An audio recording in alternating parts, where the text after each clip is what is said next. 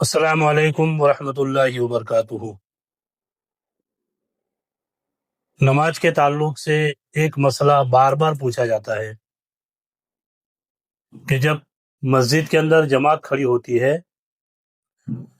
اور مقتدی جب نماز پڑھنے کے لیے آتا ہے اور جماعت میں شامل ہوتا ہے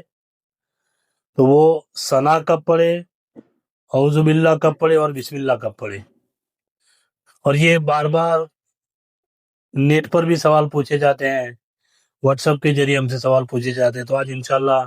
میں آپ لوگوں کو یہ بتاؤں گا کہ بندہ جب جماعت میں شامل ہوتا ہے اور تکبیر اولا کو پا لیتے یعنی امام کے ساتھ اللہ اکبر پہلی تکبیر میں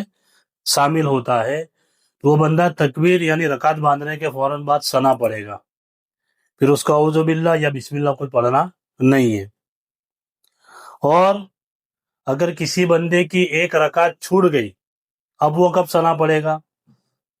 کیونکہ کچھ لوگ یہ سمجھتے ہیں کہ جیسے ہی ہم نے رکعت باندھی پہلے دوسری رکعت میں جائے تیسری رکعت میں جائے تو رکعت باندھنے کے فوراً بعد ثنا پڑھنی ہے، مگر یہ مسئلہ نہیں ہے۔ اگر کسی کی ایک رکعت چھوٹ گئی تو وہ بندہ امام کے ساتھ 3 رکعت مکمل پڑھے گا، اور جب سلام پھیرنے کے بعد اپنی پہلی رکعت جو چھوٹی ہے وہ ادا کرنے کے لیے جب کھڑا ہوگا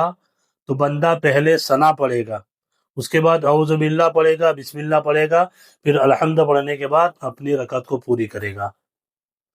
تو یہ بات تو آپ کو سمجھ میں آ گئی۔ اگر کوئی مقتدی کوئی بندہ امام صاحب نے نماز شروع کر دی ہے اور اس کو یہ احساس ہے کہ امام صاحب نے الحمد پڑھنا شروع کر دیا ہوگا تو اب کیا کرے؟ تو مسئلہ یہ ہے کہ اگر فجر کی نماز میں بندہ شامل ہوتا ہے، مغرب کی نماز میں شامل ہوتا ہے یا عشاء کی نماز میں شامل ہوتا ہے،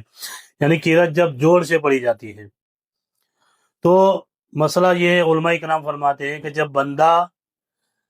الحمد شروع ہونے کے بعد یعنی قرات شروع ہونے کے بعد پہلی رکعت میں جب شامل ہوگا تو اب وہ رکعت باندھنے کے بعد ثنا نہیں پڑھے گا۔ کیوں؟ کیونکہ ثنا یہ سنت ہے اور امام جو قرات کر رہا ہے اس کو سننا فرض ہے، واجب ہے۔ تو اب سنت کو ادا کرنے کے لیے آپ فرض یا واجب کو نہیں چھوڑ سکتے ہیں۔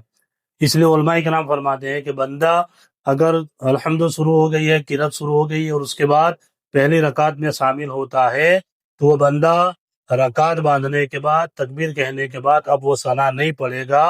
امام کی قرات کو سنے گا۔ اور اگر ظہر کی نماز ہے یا عصر کی نماز ہے تو ان دونوں نمازوں کے اندر اختلاف ہے،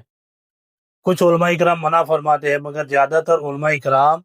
لکھتے ہیں کہ اگر ظہر کی نماز میں یا عصر کی نماز میں بندہ